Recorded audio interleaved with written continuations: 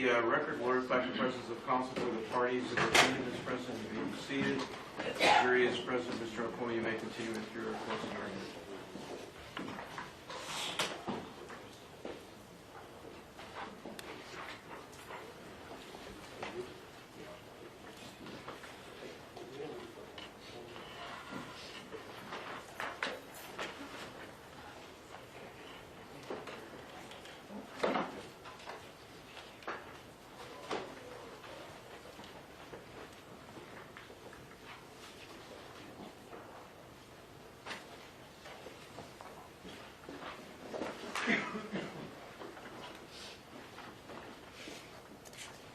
Okay.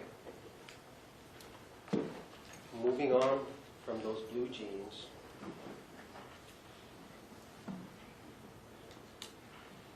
When the state was done with their case, we brought in witnesses to show how ridiculous the mask and tape thing was. And we also brought in Dr. Laufer. Look, ladies and gentlemen, the jury instruction on experts tells you the rightful place of experts. You don't have to believe anything they say. The state wants you to believe hook, line, and sinker what their experts are telling you.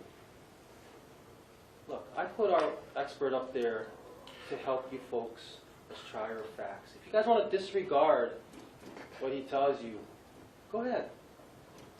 But you guys are going to see who's right on this later on. But we put on one expert, and I submit to you that the rebuttal case that the state put on from there epitomizes the desperation of a case that just hasn't been proven.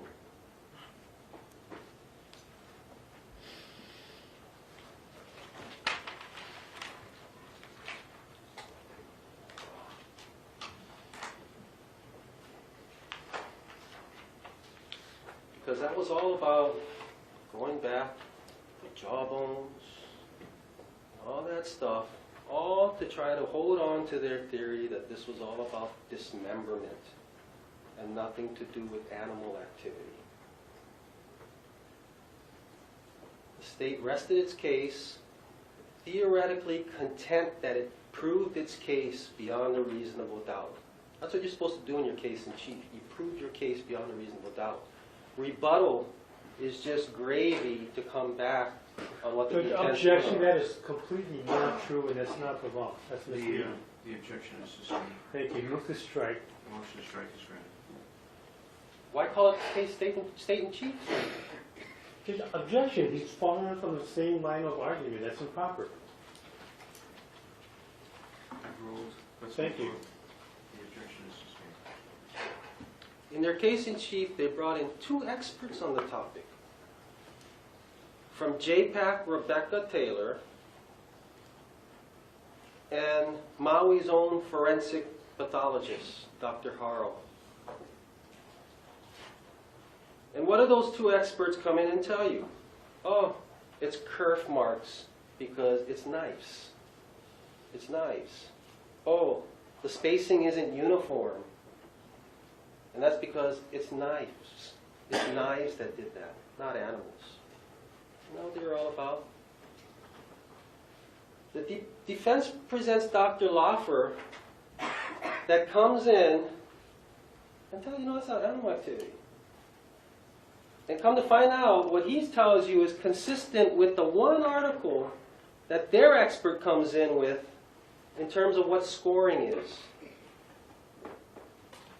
Dr. Laufer tells you the parallelism of the scratches make it highly unlikely that those were caused by a knife.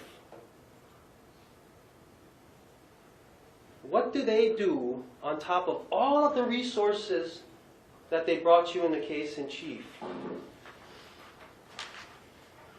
They call, in their so-called rebuttal case, another forensic anthropologist who seemingly knows less about boar activity teeth than Rebecca Taylor, who evidently just graduated from JPAC and is now a professor in some North Carolina Judge, objection School. that misstates the evidence. There was no graduation from JPAC. That's improper. The objection is sustained. Thank you. So she paid her dues, he paid her his dues at JPAC and moved on. Judge, objection again. That's an improper argument. It's The misleading. objection is sustained. Move to strike that. Granted. Thank you.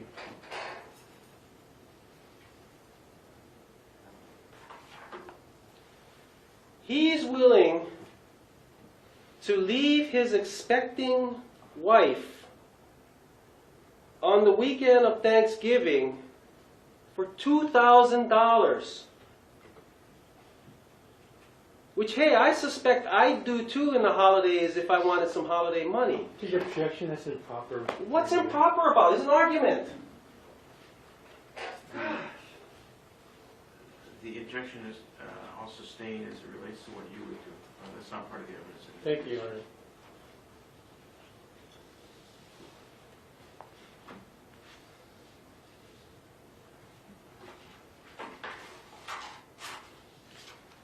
Suppose any reasonable person would hop on $2,000 at the holidays. Me out of the picture. The state pays additional money for this guy to come here, tell you he's read one article about pig teeth scoring, and what does he do? He tells you the same thing Rebecca Taylor tells you. Oh, these are V-shapes made by a person holding a knife for Lord knows what reason, trying to make parallel lines in a jawbone. He's not telling you that, oh, the knife was put in and then moved to the side to deflesh anything that it went in for.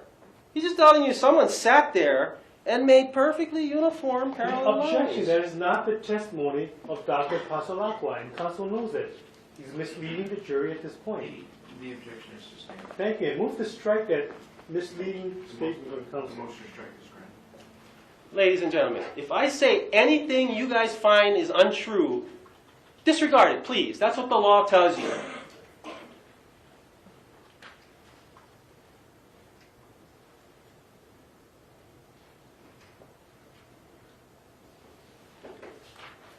He acknowledges this article, in relevant part, is about scoring left by pig bites, but somehow leaves out to you folks that the whole definition of scoring, per the author of that article, is that it's superficial multiple parallel lines.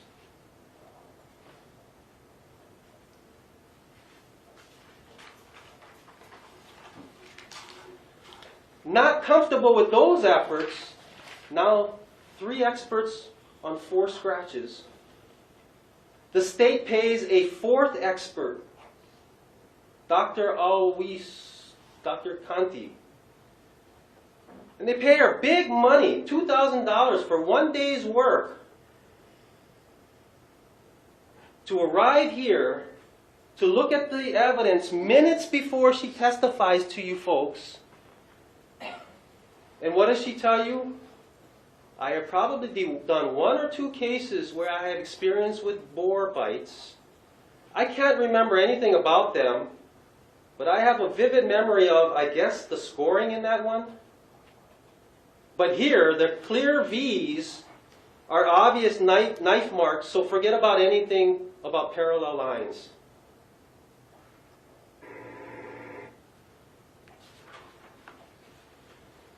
First of all, let me put things in perspective.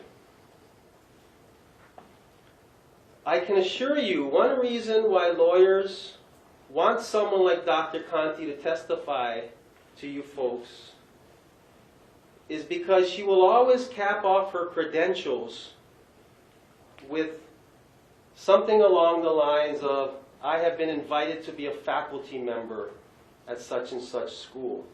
In her case, the John A. Burns Medical School.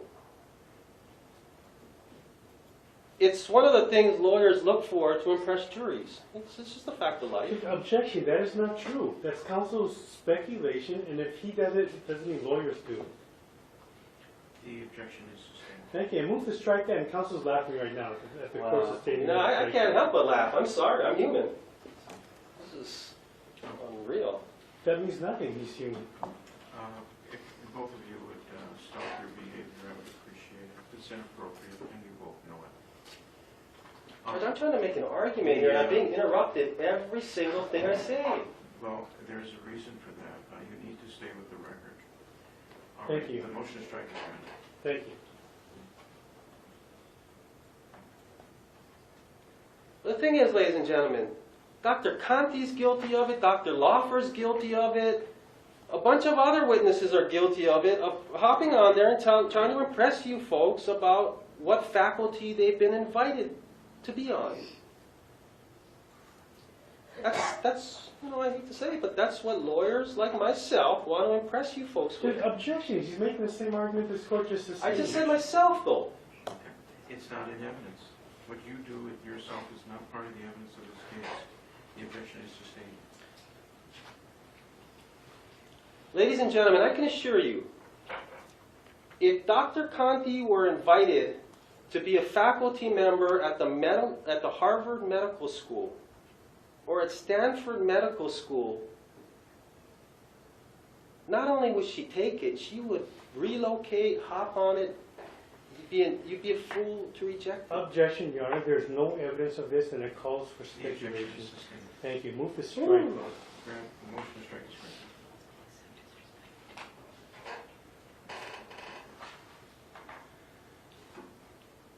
If she were a member of the faculty of Harvard and Stanford, I can assure you she would be Just objection. doubling. Look, Objection, I'm Your Honor. going towards the fee we pay to our witness and justifying it.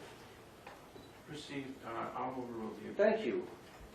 I can assure you that if she had credentials and came up here and told you I have been invited to be on the Harvard Medical School faculty and Stanford Medical School faculty, that $2,000 would have been $4,000. Objection. That is highly improper. It's speculative. There's absolutely no evidence of The this. objection is sustained. Thank you. Move to strike that. Granted. It's common sense and reason, ladies and gentlemen. Objection, Your Honor. He's still arguing the same thing. The objection is sustained. And the state is respectfully asking the court to admonish the counsel to follow the court's rulings, not to continue. Arguments should be based on evidence in the record and reasonable inferences therefrom. And I just presented a reasonable inference. I'm sorry, there's no evidence on the record to support some of the things you're saying, whether it involves your conduct, your judgment, reasons that people might or might not do something, and what someone might pay. There's absolutely no evidence on the record to support that. The court's ruling stands. Proceed. Ladies and gentlemen, 6 months, you saw all the resources that the state had at its disposal to bring in all these witnesses, to do tests, to bring in experts. You want to make a big deal about bringing in an expert for $10,000 who put in 40 hours of work? Really? In a defense in a murder trial? The state's going to tell you they had to pay $10,000 for that person. $10,000?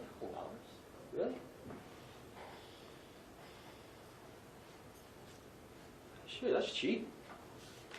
Imagine how much they spent trying to hang him. There's objection. That's an improper, that is a highly prejudicial and improper statement to make. This, The objection is sustained. and move to strike that. And that use of that terminology is highly inappropriate in a case of this nature. So noted, Your Honor. And so I will just strike that argument. And I'll ask you to stop from making such arguments. And in effect, wasn't Dr. Canty's testimony in large part, doesn't it all boil down to, oh yeah, but Dr. Laufer is not certified in forensic pathology? Wasn't that what that's all about? Or he's not a certified forensic anthropologist. Who is he to have an opinion about a source of injury or a source of trauma. Ladies and gentlemen, Dr. Conti testified about doing less than 10,000 autopsies in her experience. And in that 10,000 autopsies, I believe, is where she's saying she gets her experience regarding injuries, death, trauma, sources of injuries, and somehow blood splatter. Dr. Laufer is an emergency room trauma surgeon who has treated hundreds of thousands of patients with injuries or trauma, and I presume some of them have died. He testified how as early as 14 he had an interest in the field and was observing autopsies as part of a community program to show his depth of interest in the field. Are we really to believe that Dr. Laufer has no more experience and abilities at looking at an injury and comparing it to pictures and saying, like Dr. Pasa Lacroix said, oh yeah, this one looks like this one? Ladies and gentlemen, Dr. Laufer hand builds watches contracted by the United States Army for helicopter pilots, captains and above, and he's paid $30,000 each for those watches. Do you think he's detail-oriented? Do you think he's microscopically observant? He was on the United States Olympic team for shooting rifles. Do you think he's precise?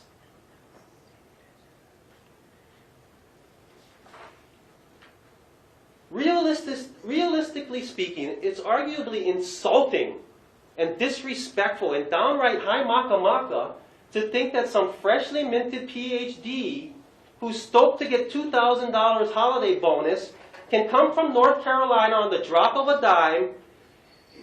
And what does he do?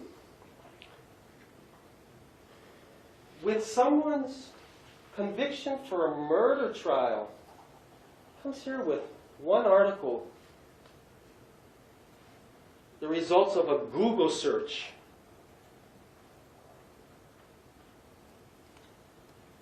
And suggests that he knows more than Dr. Laufer because he's certified. Remember this whole pathology part about certified pathologists, or I'm sorry, the forensic part about certified forensic pathologists or certified forensic anthropologists? Forensic, remember the whole thing about forensic? It all has to do with court stuff. That's what makes it forensic, the legal part. Ladies and gentlemen, why are all of these certified forensic experts who are, again, the forensic part is about solving the legal case, apparently. Why can't any single one of them give you any explanation why somebody would be sitting there with a serrated knife on a jawbone making parallel lines? I asked them, hey, can you tell us why someone would do that? He said, no, I'm not going to speculate on that. Well, what's the forensic part of it then? I thought the forensic part of it was trying to figure it out for court. Or is the forensic part of it just the fact that you sat there in a courtroom and then you pay some dues and you get certified?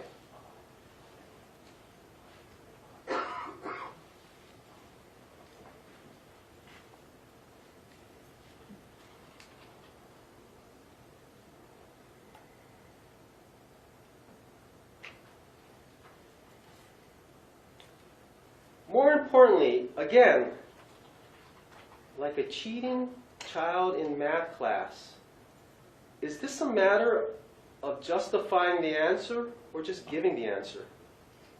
Is this a matter of proving the answer or just giving the answer?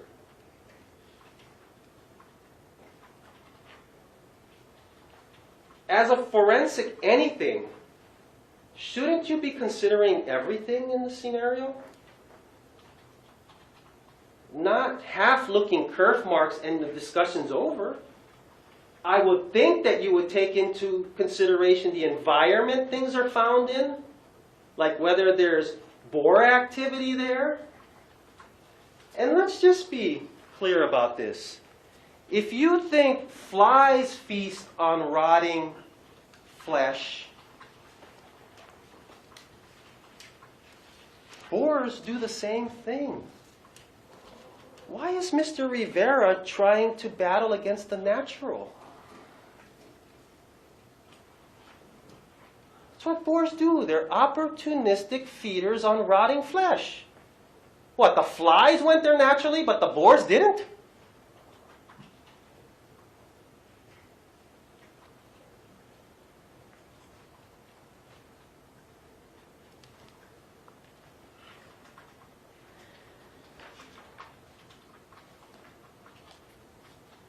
Again, ladies and gentlemen,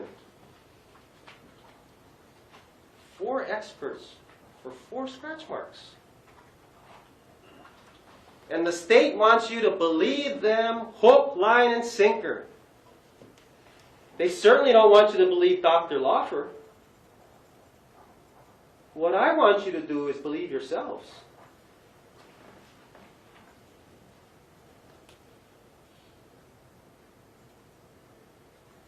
If you believe, look, ladies and gentlemen, the last exhibit I put in was of a picture of a pig.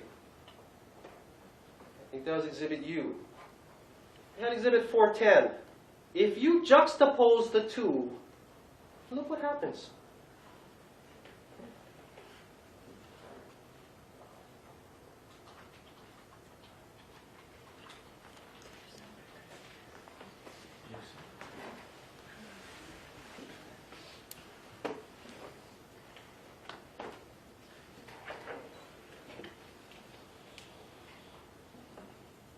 That's exhibit 410, and that's the defense exhibit that was brought in through Dr. Conti of the top canines of a boar.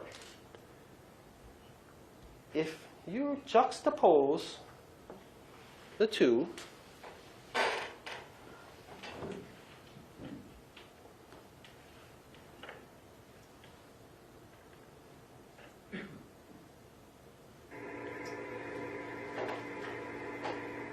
that's the result.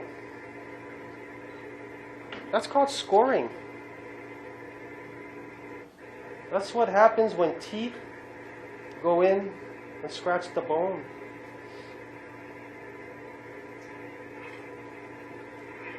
That is called scoring. That is animal activity. That is not somebody sitting around with a serrated blade making parallel lines.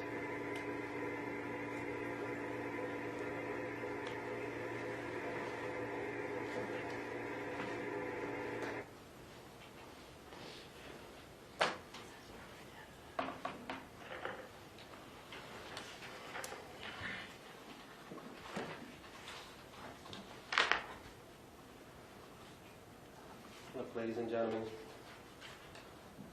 what was evidence in this trial was that Stephen Capobianco was being pinned with the disappearance and ultimate death of Charlie Scott on February 12, 2014, at the least, when he was summoned by Kimberlin to bring Zoe back after hours when Gonzalez was closed, and she told him, "You know what this is all about, right?"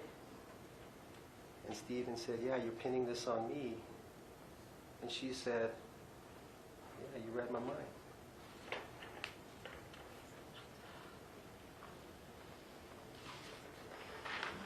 What has been evidenced here is a presumption of guilt.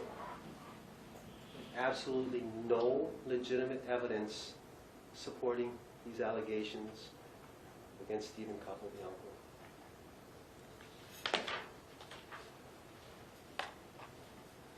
In the words of Atticus Finch from To Kill a Mockingbird, to begin with, this case should never have gone to trial.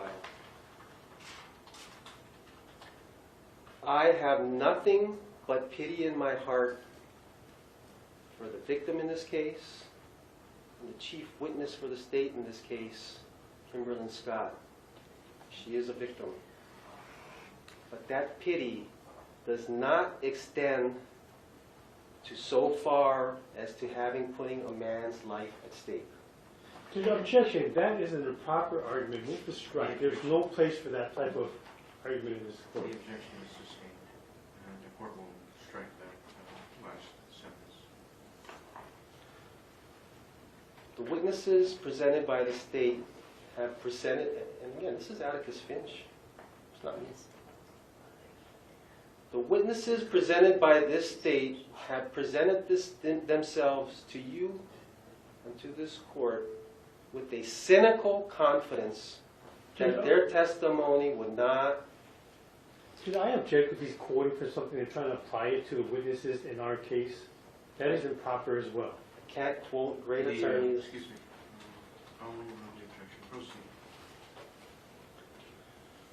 The witnesses presented by the state have presented themselves to you and to this court with a cynical confidence that their testimony would not be challenged.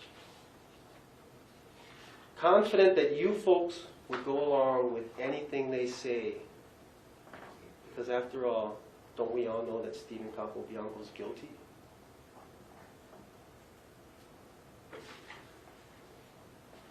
Now, ladies and gentlemen, I'm no idealist, but I believe firmly in the American justice system because it's no ideal. It is a living, working system, and it is reality. I beg to you to do your duty.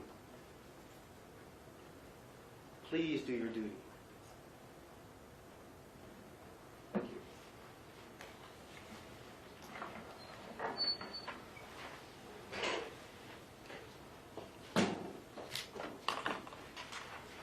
All right, ladies and gentlemen, we have concluded the presentation of the Middlesex closing argument. And so I'll ask that you keep in mind that we have not reached the conclusion of the trial yet, in as much as we still have we have the prosecution's rebuttal argument tomorrow, as well as the court's reading of instructions, and then we'll allow you to proceed with your deliberations. So I thank you very much for your kind attention today. Please keep in mind all of my cautionary instructions. They remain in effect. I'll let you know when you can begin to discuss this case among yourselves. And we'll look forward to seeing you tomorrow at 10 a.m. Thank you so much for your service. Have a nice evening.